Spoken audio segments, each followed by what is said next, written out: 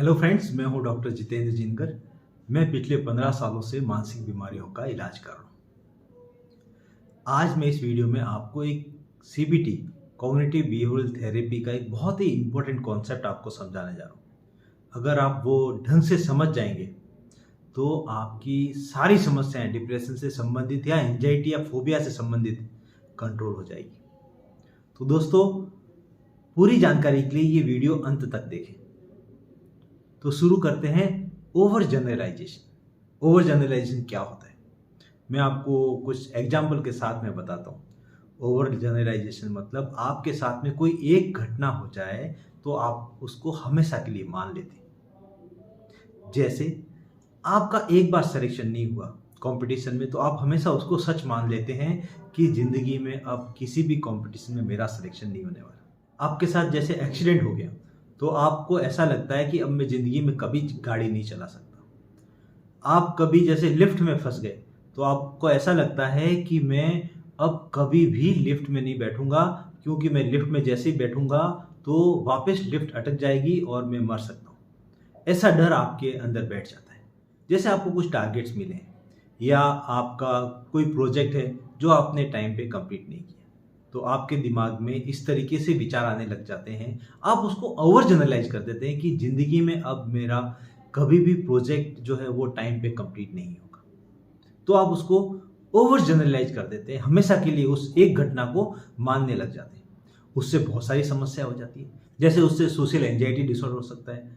आप लोगों के बीच में गए और किसी ने ये बोल दिया कि अरे यार, तूने तो आज ढंग के कपड़े नहीं पहने, या आपसे किसी तरह की कोई गलती हो गई, या आप लोगों के बीच में प्रेजेंटेशन दे रहे हैं तो आपके ऊपर किसी ने कटाक्ष कर लिया, किसी ने नेगेटिव कमेंट कर लिया, तो आप उसको ओवर जनरलाइज कर लेते हैं। आपको ऐसा लगता है उसके बाद में कि आप कभी भी प्रेजेंटेशन नहीं दे सकते, क्योंकि मैं जब भी प्रेजेंटेशन दूंगा तो मेरे से गलती हो जाएगी। मैं ढंग के कपड़े नहीं पहन सकता, मेरे लोगों के बीच में कोई पहचान नहीं है, लोग मुझे आदर भाव से नहीं देखते। इस तरह के विचार आपके दिमाग में आने लग जाते हैं सिर्फ एक घटना से। तो फिर आप उसके बाद में लोगों के बीच में जाना बंद कर देते हैं। आप सोशल सिचुएशन में जाने से डरते हैं। तो इससे आपको सोशल एंजाइटी डिसऑर्डर हो जाता है। इससे आपको फोबिया की बीमारी हो सकती है। जैसे एक बार आप फ्लाइट में जा रहे हैं और आपको घबराहट हो गई, आपको डर लग गया, तो आपको अब ऐसा महसूस होता है कि कोई भी ऐसी क्लोज स्पेस, जैसे मैं मंदिर में दर्शन करने के लिए जाऊंगा या भीड़ भाड़ में जाऊंगा या बाथरूम में मैं बंद हो जाऊंगा, तो फिर से मुझे घबराहट होगी, फिर से मुझे डर लगेगा। हो सकता है मेरी धड़कन इतनी बढ़ जाए कि मैं मर जाऊं। तो आप हर एक चीज से डरने लग जाते हैं जहां से बाहर निकलना मुश्किल है या जो क्लोज होती है। तो उससे आपको फोबिया की बीमारी हो जाती है, जैसे एगोराफोबिया की बीमारी हो जाती है। ऐसे थॉट से, ओवर जनरलाइजेशन से आपको डिप्रेशन भी हो सकता है। जैसे आपकी नौकरी छूट गई, या आपको कोई फाइनेंशियल क्राइसिस है, या आपकी कोई बात नहीं मान रहा है, या बच्चे जो है वो ढंग से पढ़ाई नहीं करते, या किसी का सिलेक्शन नहीं हुआ, फिर आप ऐसी घटनाओं को ओवर जनरलाइज कर देते हैं।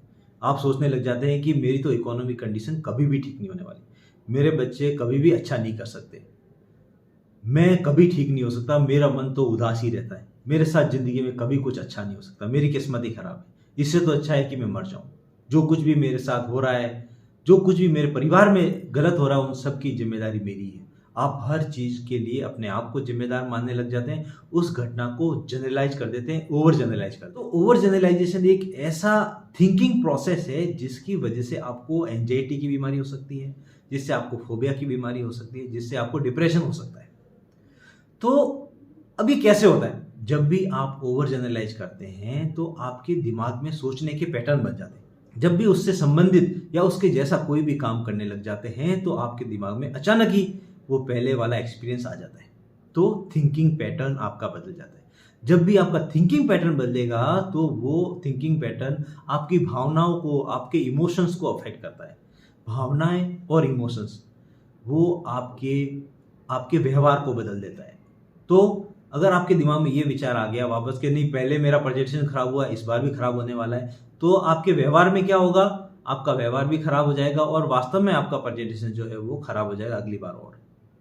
तो आपके विचार जो है वो आपके व्यवहार को बदल देते हैं इस ओवर जनरलाइजेशन प्रोसेस के अंदर। फिर आपके दिमाग में ऑटोमेटिक नेगेटिव थॉट्स आने लग जाते हैं, नेगेटिव विचार आने लग जाते हैं, आप अपने आप से नेगेटिव बातें करने लग जाते हैं। फिर धीरे धीरे आपके दिमाग में इस तरीके से विचार आते हैं कि मेरा तो कुछ भी नहीं हो सकता, मेरी तो जिंदगी ही खराब है, मेरी तो किस्मत ही खराब है।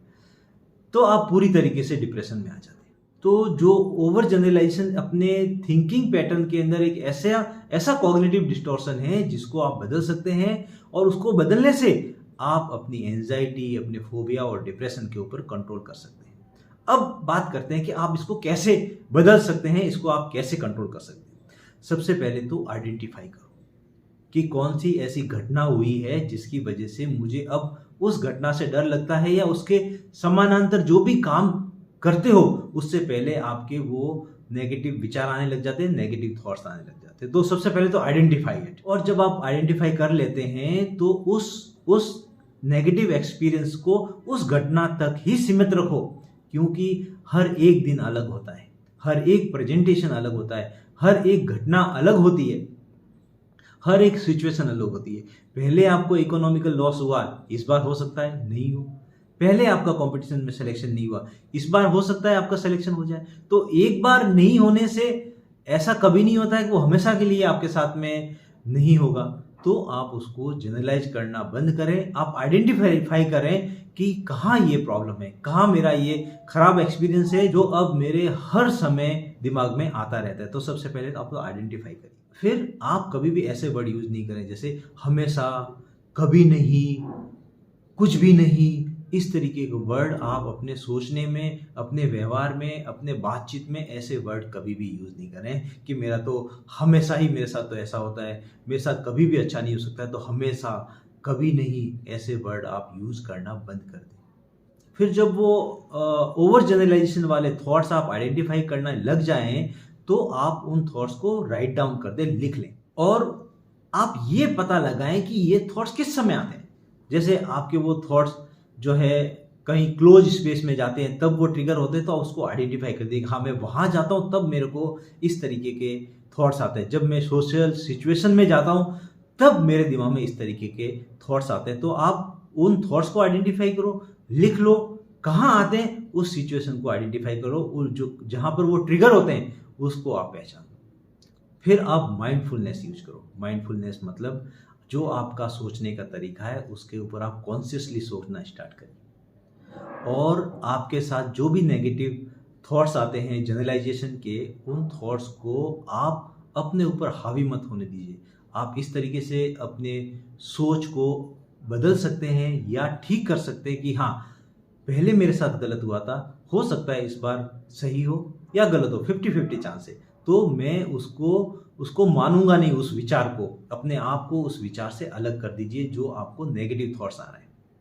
और अगर आप उसको कंट्रोल कर पाते हैं और आप उस घटना में सफल हो जाते हैं, जैसे आप क्लोज स्पेस में सफर कर लेते हैं, या लोगों के साथ में बैठ करके आराम से उनसे बात करके आ जाते हैं, या फिर आप किसी कंपटीशन में सेलेक्ट हो जाते हैं, तो जो अब चेंज हुआ है, जो पॉजिटिव घटना आपके साथ में घटी है, उसको आप बार बार अपने दिमाग में रिकॉल करिए, आप दोहराइए जो पॉजिटिव चीज आपके साथ में हुई है। विचार तो आपको नेगेटिव आए लेकिन आपने पॉजिटिव काम किए, जैसे पहले आपके साथ में एक्सीडेंट हुआ है जब आप गाड़ी चला रहे थे, अब आपने गाड़ी चलाई लेकिन आपके साथ में एक्सीडेंट नहीं हुआ, तो आप ये चीज रिकॉल करिए कि देखो इस बार मैंने गाड़ी चलाई तो मेरे साथ में एक्सीडेंट नहीं हुआ। तो आप उस एक्सपीरियंस से ये सीख लो कि मेरा एक्सीडेंट हो भी सकता है और नहीं भी, तो मैं गाड़ी चलाना क्यों छोड़ूं। सिमिलरली मैं प्रेजेंटेशन देना क्यों छोड़ूं, मैं लोगों से मिलना जुलना क्यों छोड़ूं, क्यों मैं कंपटीशन से डर रहा हूं, क्यों मैं कंपटीशन देने नहीं जा रहा। अगर मेरे बच्चे अच्छा नहीं करे, आज अच्छा नहीं करे, हाँ कल अच्छा भी कर सकते हैं। तो एक घटना को अपने जीवन में कभी भी ओवर जनरलाइज नहीं करना चाहिए, उस घटना को उस स्थिति से ही कनेक्टेड रखना चाहिए, आपको उस चीज को हमेशा के लिए नहीं मानना है। तो दोस्तों, मैंने अभी आपको सीबीटी का, कॉग्निटिव बिहेवियरल थेरेपी का बहुत ही इंपॉर्टेंट कॉन्सेप्ट समझाया। कॉग्निटिव बिहेवियरल थेरेपी के ऊपर मैंने कई सारे वीडियो बनाए जिसके लिंक जो है डिस्क्रिप्शन बॉक्स में आपको मिल जाएंगे। तो दोस्तों, आशा करता हूँ कि ये वीडियो आपको अच्छा लगा होगा, और मेरे चैनल को सब्सक्राइब करना बिल्कुल ना भूलें। Thank you so much.